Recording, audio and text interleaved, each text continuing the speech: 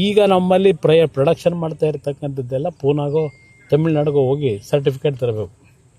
ಹಲವಾರು ರೀತಿಯ ಸಮಸ್ಯೆಗಳನ್ನು ಇಲ್ಲಿಯ ಒಂದು ಮ್ಯಾನುಫ್ಯಾಕ್ಚರರ್ಸ್ ಏನು ಅನುಭವಿಸ್ತಾ ಇದ್ದಾರೆ, ಅದೆಲ್ಲ ಸುದೀರ್ಘವಾಗಿ ಚರ್ಚೆ ಮಾಡಿದ್ದೀವಿ. ಅದಕ್ಕೆ ಒಂದು ದೊಡ್ಡ ಮಟ್ಟದಲ್ಲಿ ಏನು ಮಾಡಬೇಕು ಅಂತಕ್ಕಂಥ ಚಿಂತನೆ ಪ್ರಾರಂಭಿಕ ಅಂತ ಶುರು ಮಾಡಿದ್ದೇವೆ. ಇಲ್ಲಿ ಯಾವ ಥರ ತರಬೇಕು ಅಂತಕ್ಕಂಥದ್ದು ನನಗೆ ಯಾರನ್ನು ಮೆಚ್ಚಿಸ್ಲಿಕ್ಕೆ ಇದೆಲ್ಲ ನಾನು ಈ ಒಂದು ಯೋಜನೆಗಳಿಗೆ ನಾನು ಚಾಲನೆ ಕೊಟ್ಟಿಲ್ಲ. ನನ್ನ ಋಣ ತೀರಿಸಬೇಕು, ನನ್ನ ಕರ್ತವ್ಯ ಮಾಡಬೇಕು. ಆ ಕರ್ತವ್ಯ ಮಾಡ್ತಕ್ಕಂಥ ನಿಟ್ಟಿನಲ್ಲಿ ಪ್ರಾಮಾಣಿಕವಾಗಿ ಜಿಲ್ಲೆಯ ಜನ ನನ್ನ ಮೇಲೆ ವಿಶ್ವಾಸ ಇಟ್ಟಿದ್ದರು. ಆ ವಿಶ್ವಾಸಕ್ಕೆ ಯಾವುದೇ ಧಕ್ಕೆ ಬರದಾರದೆ ಇರ್ತಕ್ಕಂಥ ರೀತಿಯಲ್ಲಿ ಈ ಯೋಜನೆ ಅನುಷ್ಠಾನಕ್ಕೆ ತಂದು ಯುವಕರಿಗೂ ಉದ್ಯೋಗದಲ್ಲಿ ದೊಡ್ಡ ಮಟ್ಟದಲ್ಲಿ ಸಿಗ್ತಕ್ಕಂಥದ್ದಕ್ಕೆ ಒಂದು ಚಾಲನೆ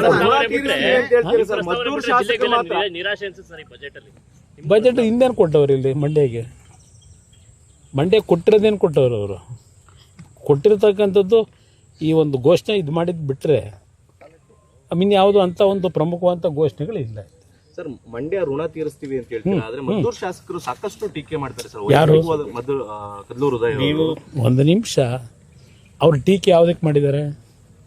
ಡೆವಲಪ್ಮೆಂಟಿಗೆ ಮಾಡಿದ್ದಾರೆ. ಡೆವಲಪ್ಮೆಂಟ್ ವಿಚಾರ ಏನು ಮಾಡಿದ್ದಾರೆ? ಅವರ ಬಗ್ಗೆ ನನ್ನ ಚರ್ಚೆ ಅವಶ್ಯಕತೆ ಇಲ್ಲ. ಆ ವ್ಯಕ್ತಿಗೂ ನನಗೂ ಯಾಕೆ ಹೋಲಿಕೆ ಮಾಡ್ತೀರಿ?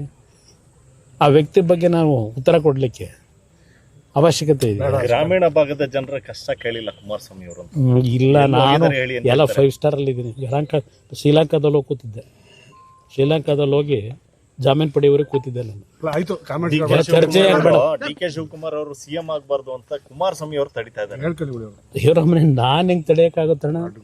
ಅವ್ರು ಸಿದ್ದರಾಮಯ್ಯರ ಜೊತೆ ಮಾತಾಡಕ್ಕೆ ಹೇಳಿ ನಾನು ಕೇಳಿದ್ರೆ ನಾನೇನು ಹೇಳಿ? ನಾನು ಸಿದ್ದರಾಮಯ್ಯರಿಗೆ ಕಳೆದ ಒಂದು ವಾರದಿಂದ ಏನು ಹೇಳಿದ್ದೀನಿ?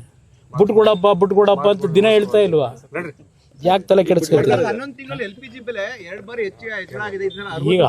ಈಗ ಅಂತಾರಾಷ್ಟ್ರೀಯ ಮಟ್ಟದಲ್ಲಿ ನಡೀತಿರತಕ್ಕಂಥ ಬೆಳವಣಿಗೆಗಳು ನೀವು ನೋಡ್ತಾ ಇದ್ದೀರಿ. ಅದರ ಹಿನ್ನೆಲೆಯಲ್ಲಿ ಹಲವಾರು ರೀತಿಯಲ್ಲಿ ಹೊರೆ ಇರ್ತಕ್ಕಂಥದ್ದಕ್ಕೆ ತಯಾರಾಗಬೇಕಾಯ್ತದೆ.